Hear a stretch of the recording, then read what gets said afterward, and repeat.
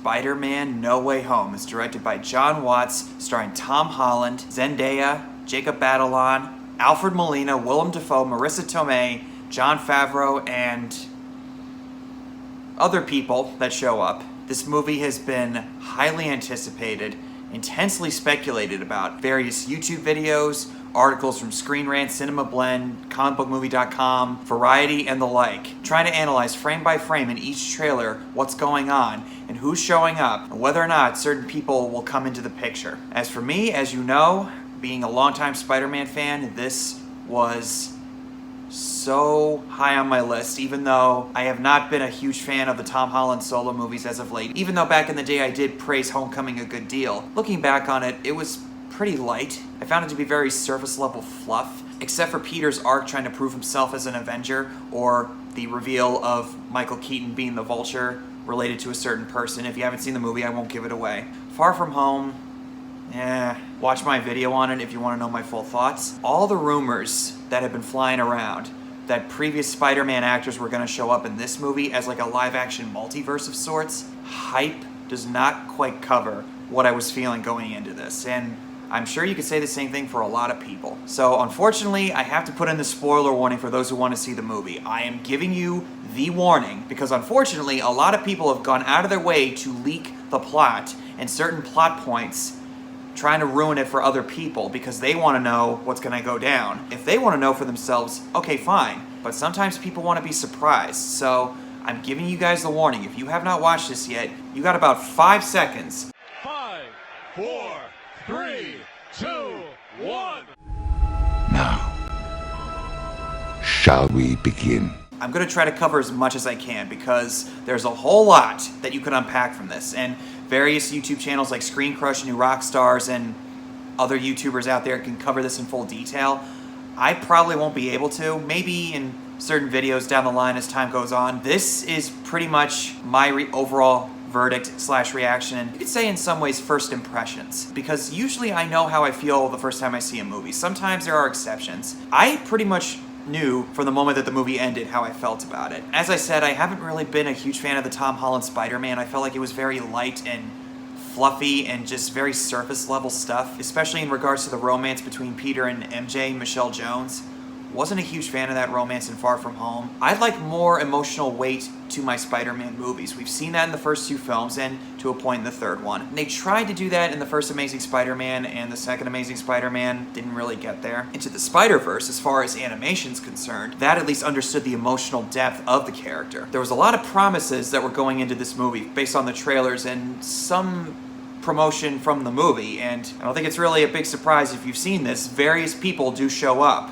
Villains and the other 2 Spider-Man actors do indeed show up in this movie. We'll get to that later, but I'm trying really hard not to lose my nerve here because of Toby showing up in here. So, okay, So the opening of this movie, it pretty much picks up right where Far From Home left off. Mysterio gives his public announcement to the world that Peter Parker's Spider-Man, and he notices that MJ is down on the street in the middle of all these people in Times Square. He picks her up, and then all of a sudden, all this group of people is following him, like helicopters, news helicopters, and people on the street are harassing him and asking him questions. We get a really good look of the weight of the world on his shoulders, as it should be portrayed with Peter Parker. This time, the whole world knowing his identity. If I were him, I'd hate my life right now. He gets arrested by the Department of Damage Control, and even though the charges don't manage to stick, the court of a public opinion, that's another matter. Peter, MJ, and Ned are trying to get into various schools, like MIT, where Tony Stark went to school. Unfortunately, they get rejected all across the board because of their notoriety and their connection to Peter Parker. Peter's more down on his luck than he ever has been. In an act of desperation, he goes to visit Doctor Strange, and he asks him, could you help me create a spell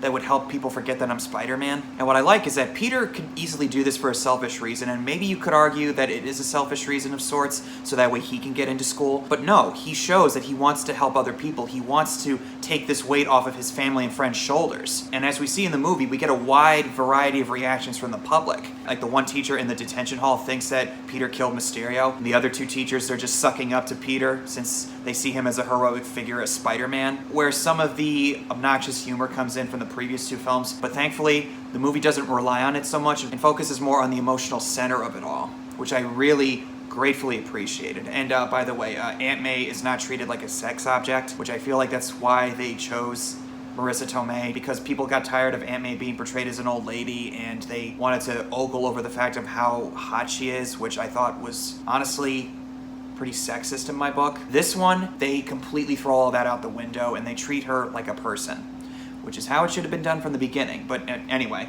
I digress. Marissa Tomei is actually the best that she's been as Aunt May. I really wish we saw more of this throughout the movies. Unfortunately, they didn't really give her a whole lot to do, but the words of wisdom that she gives to Peter, the great power comes great responsibility line, even though I kind of wish that she would have said something like, remember what your Uncle Ben told you about power and responsibility? Maybe they'll explain that in a later movie, who knows? But I do like that they had her use that line for Peter to go on. If there's a slight change in the angle, I apologize. My camera just decided to die on me for no apparent reason other than I had to update the software on my phone, so just bear with me as I try to get through that. So as Doctor Strange is doing the spell, he tells Peter, despite the strong warning from Wong, that there's very little that we know about the multiverse, and if you do this, he could probably open up a can of worms. And he starts saying, well, what about Ned? What about MJ? Or what about May or Happy? Stop tampering with the spell! And it's after this point the movie really takes off, because the first big reveal of these villains from other universes showing up, which we saw in the trailers, Peter's trying to track down this woman who works for MIT and trying to put in a good word for MJ and Ned. Then all of a sudden,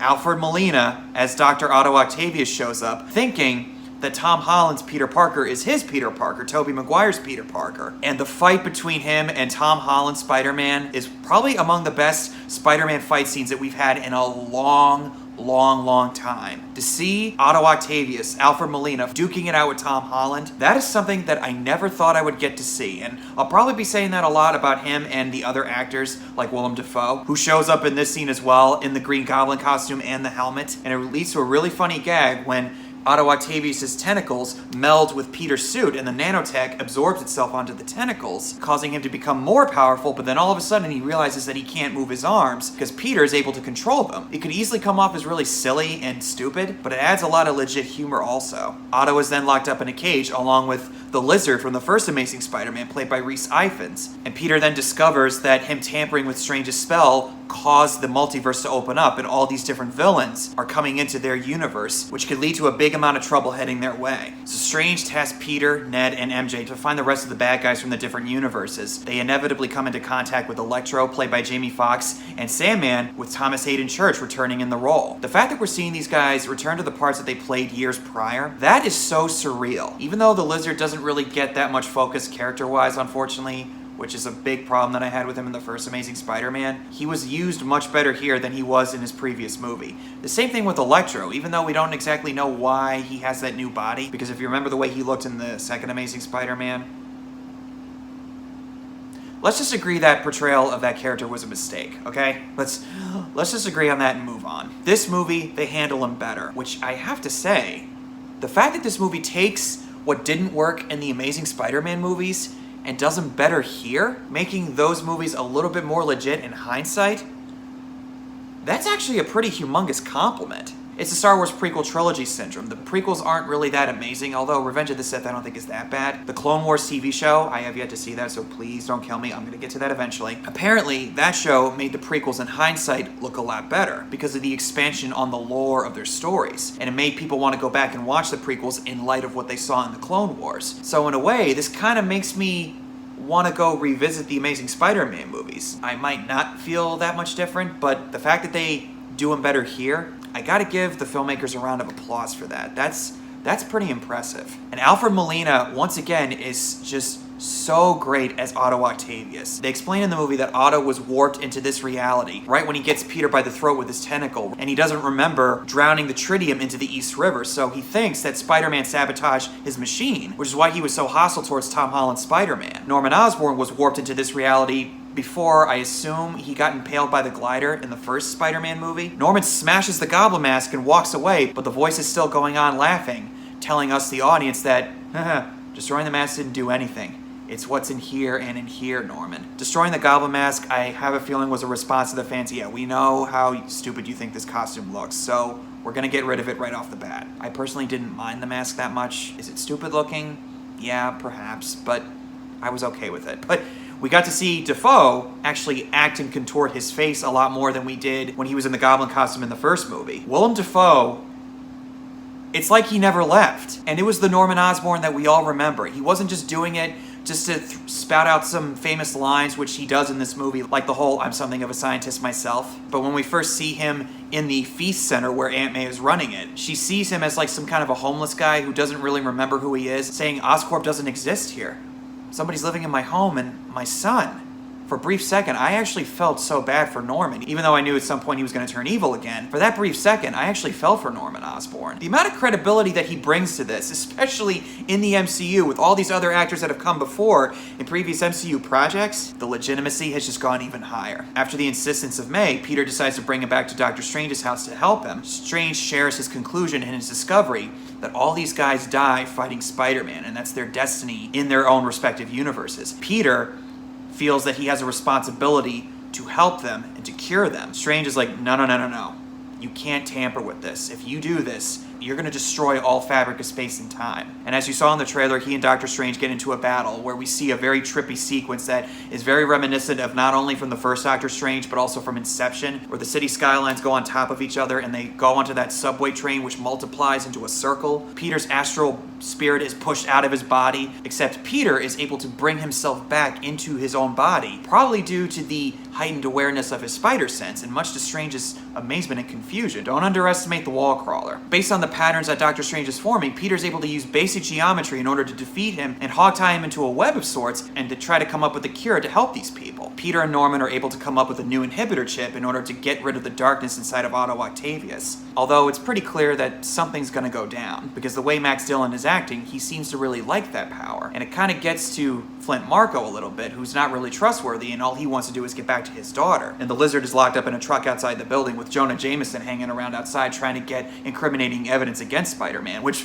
by the way, I just love the fact that they brought J.K. Simmons back. There's a reason why they haven't tried to recast this guy in the newer movies. He's too perfect as this character. And yes, it's different from the way he was portrayed in the original 3 films. It was more or less the same. If you ask me, personality-wise, just the only difference was it was for a news website. They portray him as like a modern-day talking head, kind of like Alex Jones or Ben Shapiro or all these other political, social talking heads that you see in the media out there. And it also kind of reminded me of how they portrayed him in the Spider-Man PS4 game with Just the Facts with Jonah Jameson, where he's just talking all this Spider-Man slander in your ear on the radio. I can't help but wonder if they took inspiration from that when they started showing that at the end of Far From Home. They probably did. I don't know, but I have a feeling that they did. Peter catches wind of what Norman is doing, and it leads to a big confrontation in the apartment building. Peter and Norman get into a really big fist fight in the hallway, and as Peter's pounding the crap out of Norman, he just laughs at him, hysterically and maniacally, just like the Joker did in The Dark Knight in the interrogation scene when Batman punches him.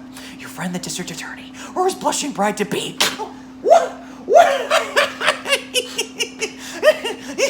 I'm getting excited because this is the first time in quite a long time that I've been excited about a Spider-Man movie. For obvious reasons we'll get to in a little while. But Norman gets on his glider in his new costume this time, and he throws a pumpkin bomb at Peter, who manages to bat it away, but as it turns out, his glider hit Aunt May and impaled her, causing her to bleed to death. Aunt May dies in Peter's arms. I heard rumors and speculation that that was going to happen. I wasn't awfully surprised by that, but I was still kind of hoping that maybe that wasn't true, that maybe something else would happen that would cause Peter to get pushed over the edge. But I got to admit, this was pretty heartbreaking, especially in light of what she said about power and responsibility. People wanted Tom Holland's Peter Parker to actually face some serious consequences in the previous 2 movies. This one, he gets put through the ringer. He is pounded into the dirt, as it should be with Peter Parker, because the crux of Peter Parker's life, as it's portrayed in the comics, he's trying to live his own life while fulfilling his obligation as a superhero. Always on the cusp of greatness, but is never able to fully reach it because his life is always pounding him into the dirt. The fact that they finally got that in this movie, it was so gratifying to see that. Because for a while, he had it pretty easy since he was in the back pocket of Tony Stark in the Avengers. Now he's actually forced to actually grow up and go through some serious hard times. And like many Spider-Man fans, that made me really happy that they finally gave him some legitimate consequences to face. Another improvement in this movie, Peter and MJ dynamic, where Zendaya plays Michelle Jones, who's actually revealed to be Michelle Jones Watson, which I think is pretty clear at this point that she is this universe's Mary Jane Watson. I'm still not 100% sold on Zendaya as MJ, but in this movie, I actually really liked her, and I think that their dynamic was handled so much better this time around. There was legit chemistry between the two. I mean, it was fine in Far From Home, but I didn't really feel like there was much depth there. Like, the way she says, oh yeah, I know you're Spider-Man. What? I mean, it's kind of obvious. There wasn't much conversation between the two that led up to that point, which made me go, sorry, but I'm not buying it. This one, though, thankfully, they handled it a lot better. Like, she tries to manage her expectations by expecting disappointment. You'll never be disappointed. But then she actually encourages Peter to be a little optimistic and to not expect disappointment, which tells me that she's actually trying to take after Peter Parker's optimism, because Peter tends to be a really good-hearted person who believes in second chances and that things will eventually get better. And she sees how he manages to hold on to that hope. She decides to take after him in that way. Jacob Batalon as Ned, well, funny as always. Maybe a little overbearing for some people, but he's not for me. I freaking love that kid. He's even funnier in this movie. We discover that he actually has the ability to open a portal, which I assume they're setting him up to be some kind of a sorcerer that could team up with Doctor Strange later in the future. He and MJ are trying to find Peter by opening a portal and having him come to them. So they open a portal and they see this Spider-Man guy off in the distance in this alleyway. And then he comes in and he pulls off his mask, and it's revealed to be Andrew Garfield's Peter Parker. As I was watching it, my friend who was sitting 2 seats away from me, the moment he saw his eyes, he said, "That's not Tom Holland." I sat up and I leaned in closely to look, and I thought, oh my God, no way. And didn't we all see Andrew Garfield trying to defend himself or cover up his involvement in No Way Home? I heard about it, and I did see it. And it's a Photoshop. We say no. I'm trying to manage expectations. You say no. Oh, you say no. Yeah. You lie! I said to my friends, I knew he was lying.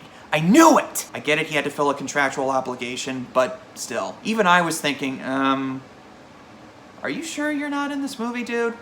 I mean, you don't sound convincing. Ned and MJ learn pretty quickly that this is Peter Parker, but from a different version of reality. So they try to call in Spider-Man again, and lo and behold, who shows up through a portal? Tobey Maguire! Tobey Maguire's Peter Parker! Yes! Yes! Yes! Yes! Oh my God! Brandon was...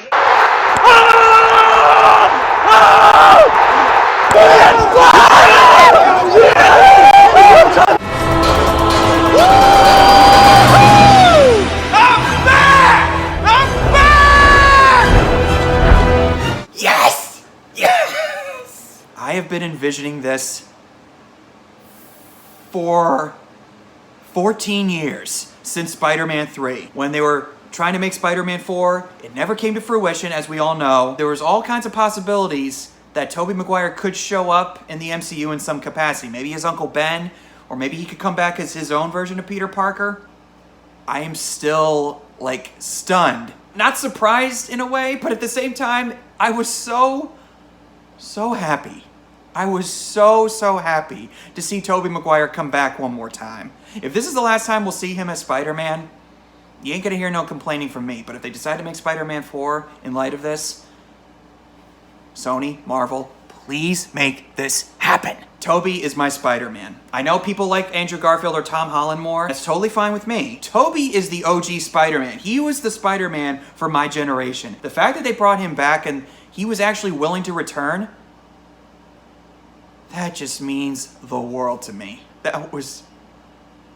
oh my God. So it turns out that both Tobey's Peter and Andrew's Peter were brought in when the Doctor Strange spell went wrong, and they started to sense Tom Holland's Peter Parker was having some trouble. So with the help of Ned and MJ, they find him on the rooftop of their school in Queens. Tobey and Andrew console him, both in their own way say, dude, we know how you feel. Andrew's Peter shares how he was feeling after Gwen Stacy died in Amazing Spider-Man 2 and how he got rageful. He decided not to pull his punches, even though he tried really hard to carry on as a friendly neighborhood Spider-Man.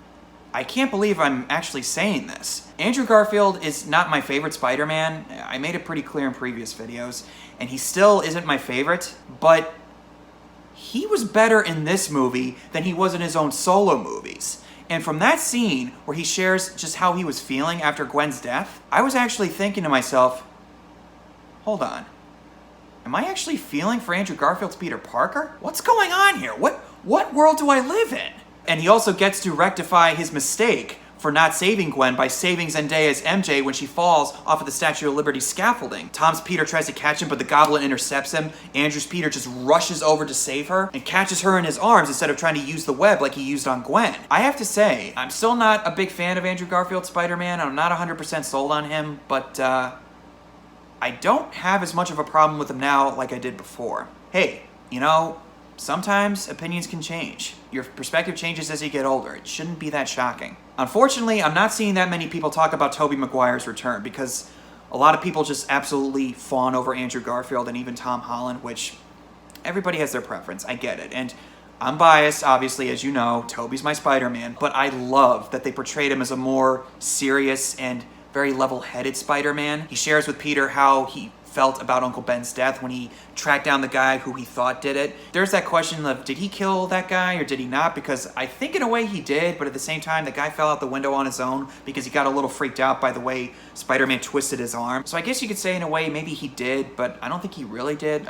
That's a whole nother question. But then when Flynn Marko turned out to be the guy who killed Uncle Ben, and Peter was forced to confront it again and had to come to terms with it, saying that it took him a long time to come to terms with it and learn to live with it. Tobey's acting in this movie, it's very subtle and very calm and reserved, but unfortunately he doesn't get enough credit for this. He's not one of those flashy guys who's like, look at me, I'm an actor. This is not to dismiss Tom Holland or Andrew Garfield's performances. I think they're both good in this movie in their own ways. And I think that, you know, in the grand scheme of things, there is a place for all three of these guys as Spider-Man. Everybody's got their preference. Everybody can pick their poison. Tobey Maguire's Spider-Man is more serious and a little bit more level-headed, but he has like a dopey charm to him that's kind of, in a way for me, irresistible. Like when he says hi to Ned's aunt or grandma or whatever, his smile, it just made me smile. I was like, oh my god, that's the Tobey Maguire I remember. And Andrew Garfield's Spider-Man's a little bit more snarky and a more emotive. Tom Holland obviously is more youthful since he hasn't had much experience as Spider-Man. The point I'm trying to make is that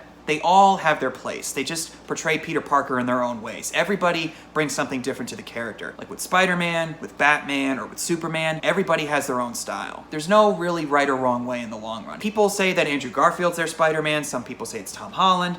Some people like me or some others will say that Tobey Maguire's their Spider-Man. In reality, though, it's just your own personal opinion. Seeing the three of them interact with each other, trying to figure out how to develop a cure for all of these villains, sharing their own abilities, like they mock the fact that Tobey Maguire's Spider-Man can shoot actual webs out of his wrists, and they're all a little grossed out by that, and that was a big hot button discussion for comic book fans when they announced that it was going to be organic webs. Personally, I don't really care which one they use, because there's other ways to make Peter smart.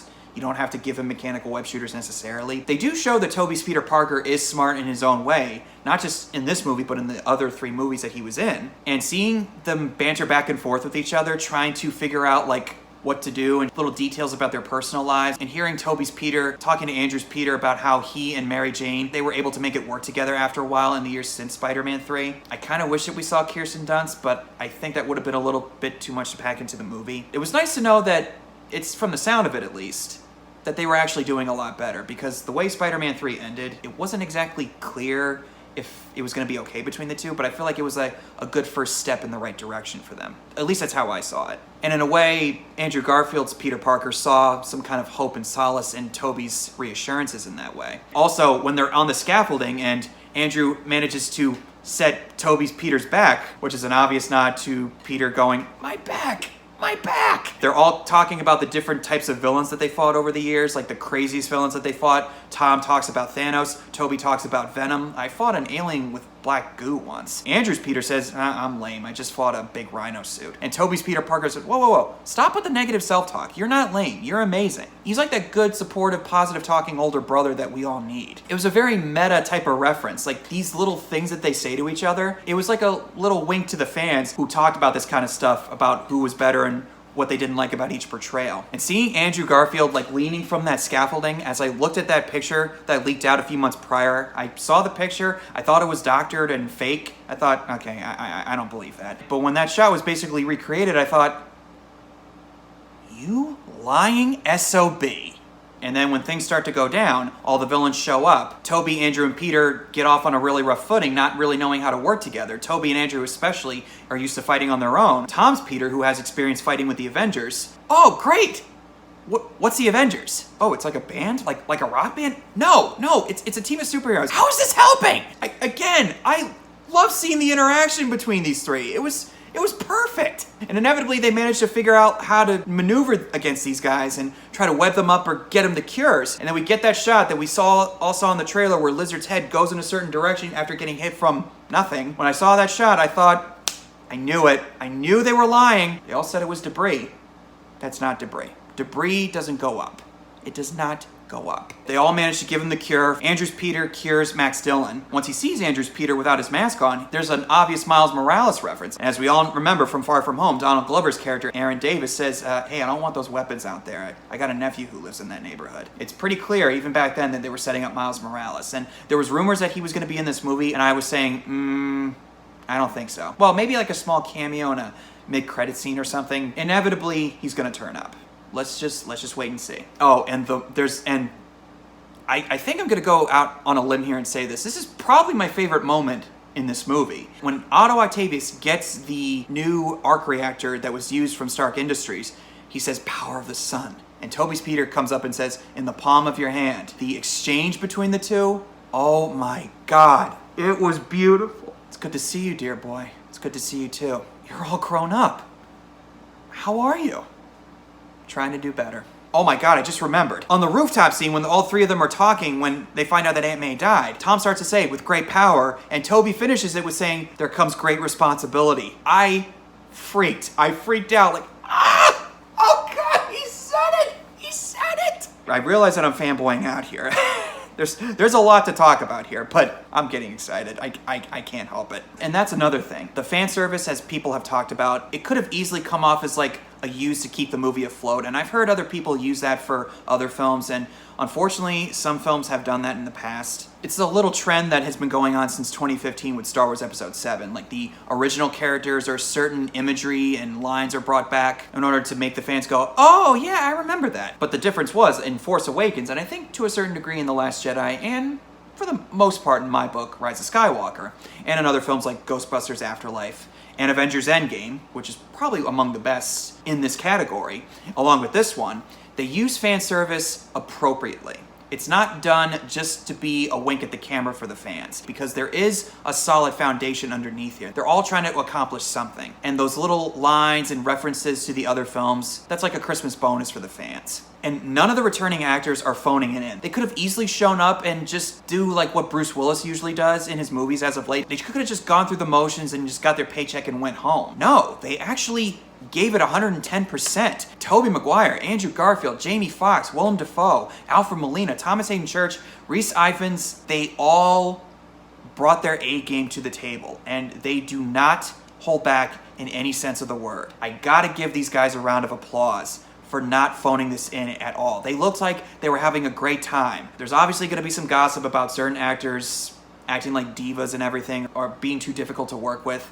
I don't care about any of those things. As far as I could tell, people like Toby and Andrew and all the other guys, they looked like they had a great time coming back. And that was a really welcome sight. And all the villains are cured except for Norman Osborn. And Tom's Peter gets a chance to really kick the crap out of Norman, just like Toby's Peter did in the first Spider-Man movie before Norman revealed his identity to him. Took me right back to that scene where he's just like clobbering him in the stomach and slashing him across the face. And he grabs the glider, ready to impale it on Norman. But then all of a sudden, Toby's Peter shows up and stops him. And without any words spoken, it's all conveyed through Toby's eyes. Basically him saying, "I've been down this road before, bud. Don't take the same path that I did." I've heard other people talk about this. I think this is Toby's Peter, in a way, rectifying what he wasn't able to do with Norman and Harry, since they were both impaled by their own respective gliders, and Toby's Peter was unable to stop their deaths from happening. So in a way, he was able to correct what he didn't do for Norman. Subtle, but beautifully done. Tom's Peter gives him the cure, and then he goes up to Doctor Strange, who's on the top of the Statue of Liberty. And the multiverse thing starts to crack open because Norman destroyed the cube, and all these other villains from these other respective Spider-Man universes are starting to come in, and all these silhouettes. I'm assuming one of them was Scorpion or Rhino or another Dr. Octopus. Guys like New Rockstars and Screen Crush could tell you more about that. I was just so sucked in the moment, I didn't really care. Really, I was just more wrapped up in what was happening. But he concludes that the only way to stop this from happening is if he does the spell the way it was supposed to, where everybody forgets Peter's identity. And he knows what this means, including Ned and MJ and Happy, they're all going to forget about him. They will have no memory of who Peter is at all. Doctor Strange reluctantly agrees to do so. Peter goes down to MJ and Ned, tells them goodbye, and that he promises that he'll find them. And the spell is done, and everybody, including the two Spider-Men, go back to their respective universes. But we get a really powerful and heartbreaking moment when Peter has a rehearsed speech that he's going to tell MJ. Clearly she doesn't remember him, but he really, really wants to tell her. And she feels a little awkward and like, what's the matter with you? Why are you looking at me that way? He decides not to tell her since he sees the Band-Aid on her forehead, gets his coffee, walks away and says goodbye, and decides to leave her behind, and that maybe eventually he'll come back around to her and try to bring her memories back. And since Aunt May died at the hands of the Green Goblin, he really has nobody left. And after an inspirational pep talk from Happy Hogan, who no longer remembers Peter's secret, or Peter at all, Peter is really now coming into his own as Spider-Man. Moves into a really basic rundown apartment in Manhattan, creates a new suit, which is very, very reminiscent of the classic Amazing Spider-Man suit from the comics. And in a way, I think this ending is signifying that Peter is just getting started in his endeavors as Spider-Man. Based on the news of this new trilogy that they got coming up, this actually makes me kind of excited to see where they take him from here. And I think that we might get the Spider-Man that we've been waiting for with Tom Holland. I feel like these last 3 movies was in a way a long, dragged-out origin story. I'm not the only one who said this. I think Jeremy Johns said it in his spoiler review. In a way, it actually makes me want to go back and watch those previous 2 movies in light of this movie, knowing what's going to come. Not just like with the previous movies of Tobey and Andrew, it makes me appreciate the previous 2 movies in some ways now. I can't say that I'm jumping for joy with excitement. I am actually kind of excited to see where they take this. Tom Holland, I think, really sells it 100% in this movie. This is the best that he's ever been as this character. The emotions that he conveys to the audience and to other people in the scenes with him, I think he portrayed it beautifully. Is he my favorite Spider-Man? Well, maybe not. I'm biased, obviously, because Tobey was my first Spider-Man. Tobey's always going to be my Spider-Man, but Tom Holland, man, I think you got a lot going for you, kid. And I'll always be happy to come and see your movies. As for any problems I have, I think that maybe they could have cleared up the air on whether or not MIT actually remembers Peter talking to that woman to try to put in a good word for him and Ned and MJ. I still really want to hear how Peter was able to deal with the loss of his Uncle Ben, Tom Holland's Peter's Uncle Ben. We do know that Uncle Ben does exist in this universe, and that suitcase has his name on it, but they still haven't mentioned him yet. I still really want to see what they do with him, and if he never gets mentioned in these movies, alright, fine. I feel like we need to hear about him at some point. The impact of his death is very important to why Peter becomes a hero in the first place. So to not acknowledge that, I think would be a big mistake, but we'll see. I would have liked a little bit more time with Tobey's Peter Parker, like a flashback of some kind where you see him with MJ and maybe a daughter that he has with her, because there were some rumblings that we might have gotten a brief shot of that with him and his family. And I kind of wish we saw a little bit of a flashback with Andrew's Peter Parker, where he talks about how he got really rageful. Naturally, I think we all kind of want to see what happened to the two of them after their respective series ended. But in a way, we actually got Spider-Man 4 and Amazing Spider-Man 3 that we fans never really got. So I guess in a way, this movie does make up for that. But if they decide to make Tobey's Spider-Man 4 in the future, based on how this movie does, you ain't gonna hear any complaining from me. Let's just put it that way. And if they try to make an Amazing Spider-Man 3 with Andrew's Peter Parker, hopefully done better, if that's the case, then okay. I'd be willing to see that, but will it happen? I don't know. With this multiverse stuff, nothing is impossible. And the last 2 scenes that we get in the credits, the mid-credit scene where Tom Hardy's Venom is in Mexico, in the MCU, talking to this guy in the bar, and then all of a sudden he gets warped back into his own universe, only to leave a part of the symbiote behind in the MCU. So Tom Hardy's Venom is not going to go up against Tom Holland's Spider-Man. I was kind of hoping that they would do that, but I guess maybe, I don't know. The fact that they are going to have Venom show up later down the line, like where Peter gets the black suit and all that, hopefully they do it better than they did it in Spider-Man 3. Because I think that, I don't want to revisit that whole thing again right now. I do like the fact that they are hinting at Venom showing up at some point down the line. And the final one that we get is basically a trailer for Doctor Strange Multiverse of Madness. I think it looks really cool. And the fact that Sam Raimi is making it, that just makes it even more appealing. Just the level of stuff that they got going on there and the implications that this movie sets up for the Multiverse of Madness and how it ties in with WandaVision. I'll save that for a later video, but I am excited to see where they take the multiverse going forward. So those are my general first impressions / thoughts and reactions to Spider-Man No Way Home. It was everything that I was hoping it would be, and in a way it was everything that I never knew that I wanted, or that I never expected to happen. And is this the best Spider-Man movie ever made? I still think Spider-Man 2 is the best one, but dare I say it, I'm putting it out here right now. I'd have to think about this still, but I would put this in the top tier of best Spider-Man movies. Spider-Man 2, Spider-Man 1, Into the Spider-Verse, and Spider-Man No Way Home. There, I said it. That's all I gotta say about Spider-Man No Way Home at the moment. I'm sure I'll have more to say later down the line. What are your guys' thoughts on the movie? Do you love it, like it, think it's alright, or do you not like it or hate it? Whatever the case is, comment below and tell me your thoughts, and I will see you guys next time in the next video.